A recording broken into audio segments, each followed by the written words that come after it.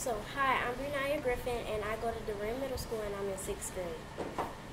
And what's the name of your piece? My writing is called Surviving George Owens, A Slave Narrative. Whew, it's hard being me, mother of 2 kids and a slave.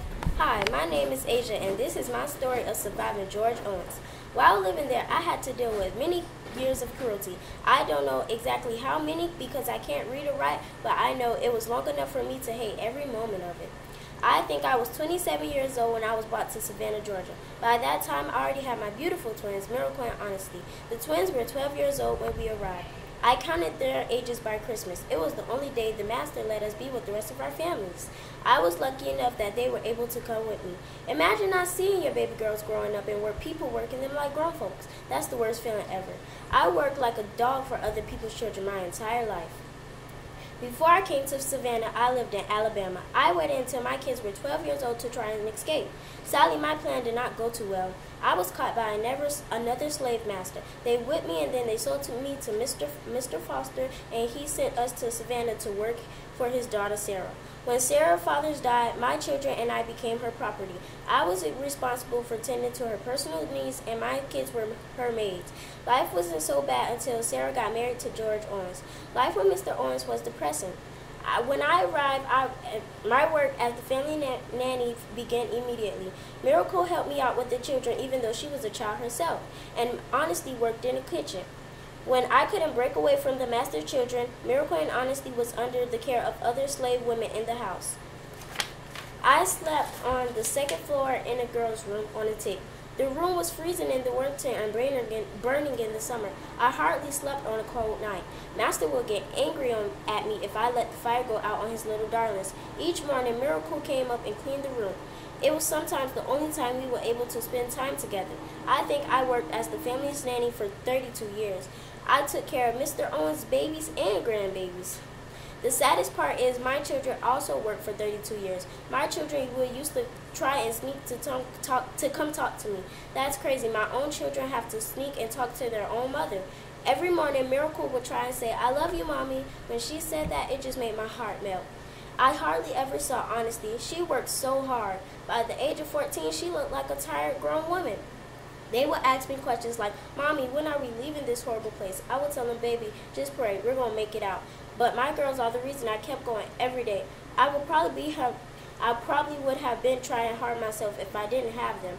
To be honest, I think Honesty had it the worst. Once she broke a dish while trying to wash the dishes. She was taken to the blue room where she was whipped and had to go 2 days without food. It's called the blue room because the ceiling was hate blue. When we slaves always paint the ceilings blue to keep away ghosts and evil spirits. Aniyah works as the family cook. She usually prepares dinner for a family of 8 and 14 slaves. She always has to prepare extravagant dinners when it's entertaining season. Mr. Owens loved to host parties to be a show-off. But all that cooking was hard for Aniyah. She has to cook over a fireplace. She cooked all day and all night. And the weather in Savannah is unpredictable. In the summer, she was probably frying like chicken. And in the winter, she was probably freezing like a popsicle. Aniyah sure worked hard. We never went hungry, and she loved my girls like her own.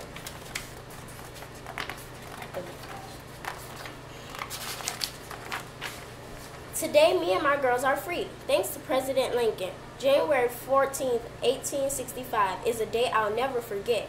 I hope one day me and my girls can go to school to learn and read and write so they can teach me. Since becoming free, I learned that I am 59 years old and my girls are 44 years old. Old master kept slave laws. I promised my daughters we were going to make it out, and we did. Now that I'm free, I will make a difference in the world to make sure slavery never comes back, and I am determined and dedicated to changing the world. Thank you. My name is Faith Waldberg. I go to DeRay Middle School, and my piece is called More Than a Slave, I Am a Woman. What? My name is Emma. I was born in the West African nation of Ghana and brought to America to become a slave.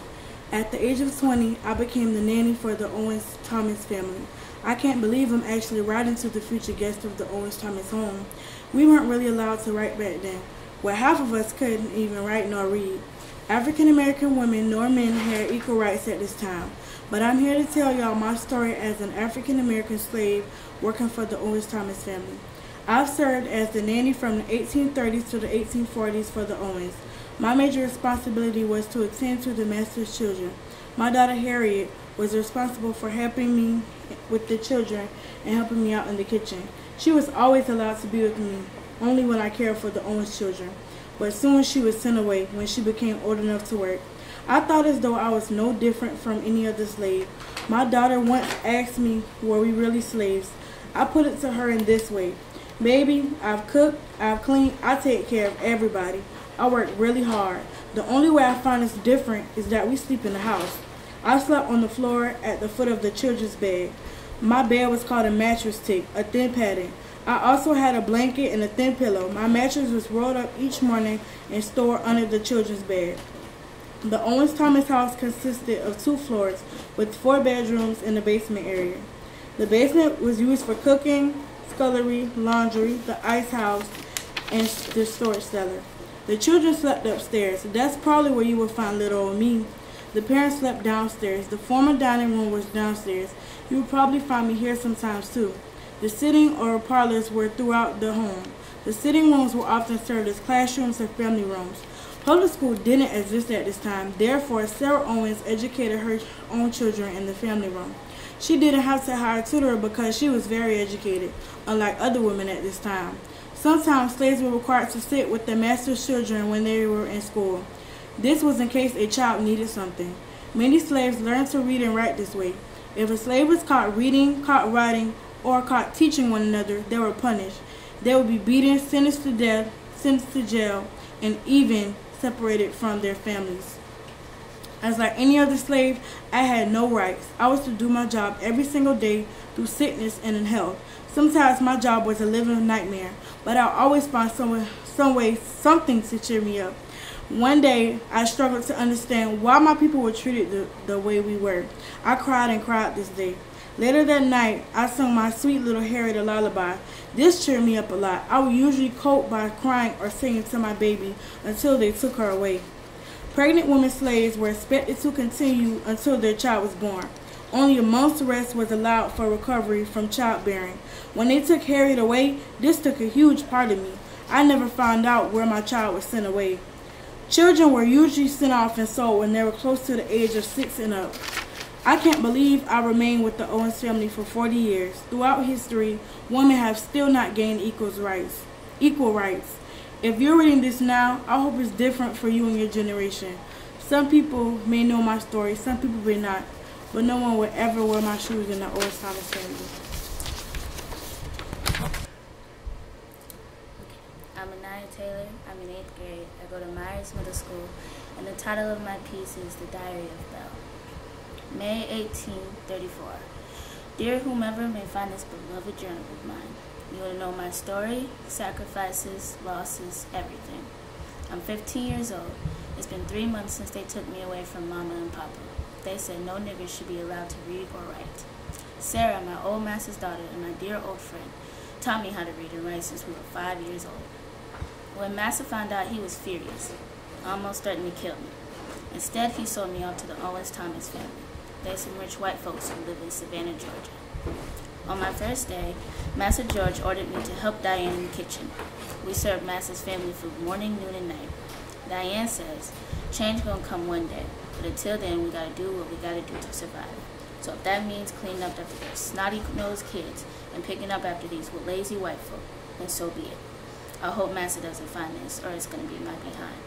But the point is, ever since I was sold here, I've had to learn to survive. And that's exactly what I plan to do. June 1834. Today, Master George had a big birthday party for his daughter.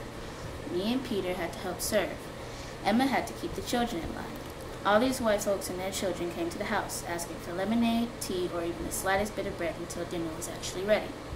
Peter is the one who taught me how to be polite to the white folks, saying the yes, no, the yes, sir, no, sir, yes, ma'am, no, ma'am kind of things. Peter told me, always be polite. If you don't, they'll assume you're being disrespectful and whip you. I've never gotten whipped, but I've seen it. Back at my old plantation, they used to tie one of us to this tree stump. Then they take out the whip and beat you till you're black and blue with a bleeding back. No matter how loud they cried, the master would keep going and going until he felt like he needed to stop. During the party, I remember saying and repeating, "Tea, sir," or "Lemonade, ma'am." Peter told me to smile. I always listen to him because he's the butler and he knows what he's talking about. If I wasn't serving or going back down to the basement to get the food Diane was cooking, I was helping Emma with the children. Emma did her best with Master George and Miss Sarah Owens' children. She fed them, slept on the floor in their bedroom just in case they woke up and needed something. She bathed them, made sure they had everything they needed. Seems to me Miss Sarah Owens don't do nothing but claim the children. If it were up to me, Emma would be the mother of them children. July 1834. Today, I helped Emma with the children. I combed their blonde, thin hair. I washed their pale, white bodies and fed their pink mouths. After that, Emma and I had to dress them up for Master Owens' dinner party. Master said, "Important people gonna be here today, so have this house clean and spiffy, you hear?" All we did was nod and obey. We dusted the carpets, cleaned the dishes, and set up the dining room. To the best of my knowledge, we cleaned that house from top to bottom. That's the way we had to do it, or else Master would be very upset.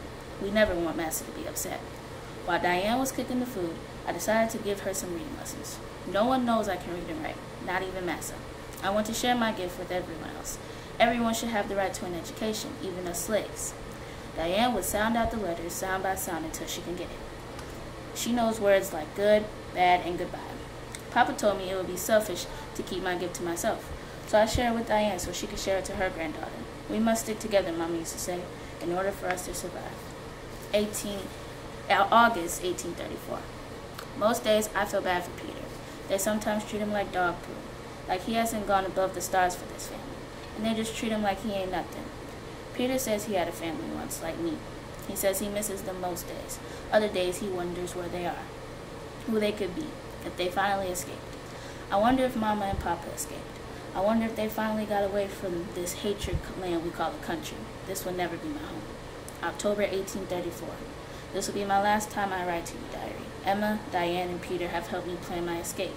I plan to head to Florida. Spain owns it now, so slavery doesn't exist. I will bury you right next to the Owens house, so you will know my story. Until next time.